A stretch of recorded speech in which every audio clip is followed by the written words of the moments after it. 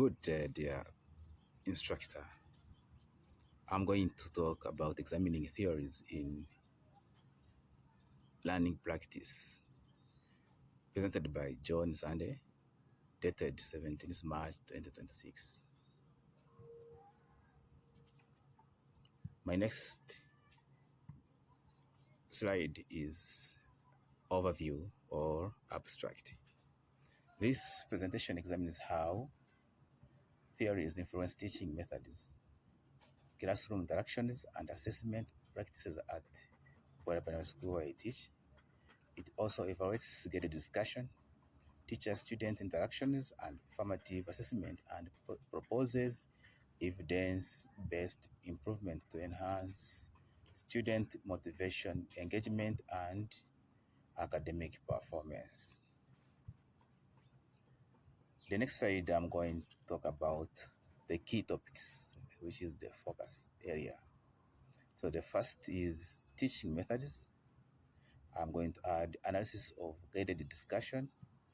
I'm going to look at classroom interaction and student motivation, then assessment practices, evaluation of formative assessment, evidence-based improvement for Bwera Primary School.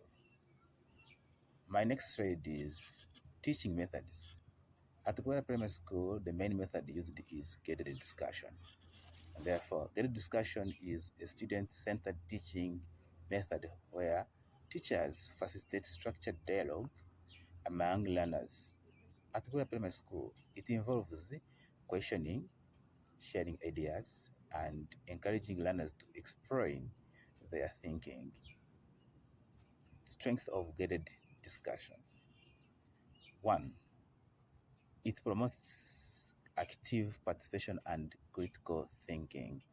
Learners are given questions and then they find out answers. This promotes them to actively involve in learning and also increases their critical thinking. Next is it also encourages collaboration and peer learning. So as the learners come up with ideas, as they are given questions, different learners have different ideas. And these ideas are built together to promote shared learning and also collaboration as well.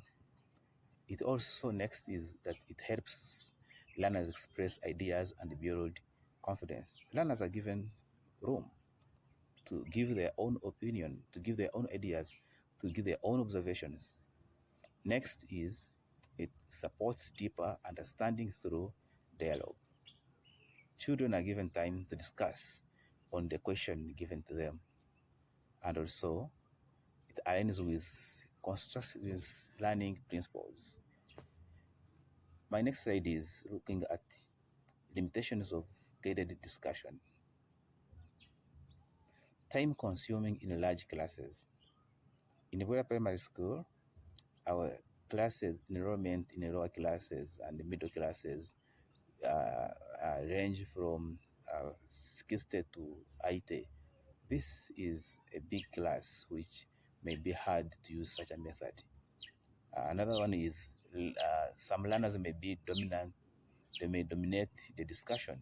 Here I mean they are learners who are extroverts, who give ideas at all times. So the learners who are introverts, who feel like they feel shy of giving answers, may remain dormant in this type of, in this kind of method. Then another one is quiet learners may participate less. As I said earlier, learners may choose to keep quiet as the others are suggesting ideas. Even sometimes may resort to games or play in class if you're not careful. The another one is required skilled facilitation by the teacher. So teachers have to set the right questions. For instance, if you are teaching about physical features, you have to set a question which is prompting the learners to find the right answer. For instance, which landforms do you know and you have seen within your area or neighboring school? So the children will be able to give you their right questions. So if you don't set the right questions, you get wrong answers. And then it may be difficult when classrooms resources are limited. In Uganda, we are resource constrained, so this method requires a lot of learning instruction materials which may not at times be available. And my next slide is classroom interaction and student motivation. Teacher-student interaction play a critical role in motivation. Positive feedback encourages and support dialogue, increases learners' confidence and willingness to participate. If a child gives the answer, appreciate, even if the answer is wrong, appreciate and give him a go ahead to dig up the right answer. Another one is respectful communication helps build a positive classroom environment. Indeed, learners have to be respected and have to be given a good learning environment. I'm going to my next slide is looking at learning theories which are supporting motivation. So we are going to look at the constructive, like the JET learners constructing knowledge or actively talk about social constructionism, which is legacy and learning occurs through interactions. Talk about behaviorism with Skinner, reinforcing strengthened learning behavior. And then also the theories highlight the importance of interaction, feedback, and active engagement. Formative assessment and evaluation. Formative assessment involves continuous monitoring of learning through active such as questions, quizzes, questioning, homework, and classroom exercises. It helps teachers identify learning gaps and adjust to the teaching instructions. My next slide is looking at impact of formative assessment. Improves student engagement through regular feedback, helps learners understand their strengths and weaknesses, encourage active participation in learning, enhance academic performance through time support. My next slide is evidence-based improvement at the primary school. Increases use of peer assessment and self-assessment, regular formative quizzes, and feedback. We're also going to look at the encouraging collaborative learning activities, providing scaffolding for struggling learners. Shoot questions that can make these learners really come out with the answers they can. Integrate reflective questioning during lessons.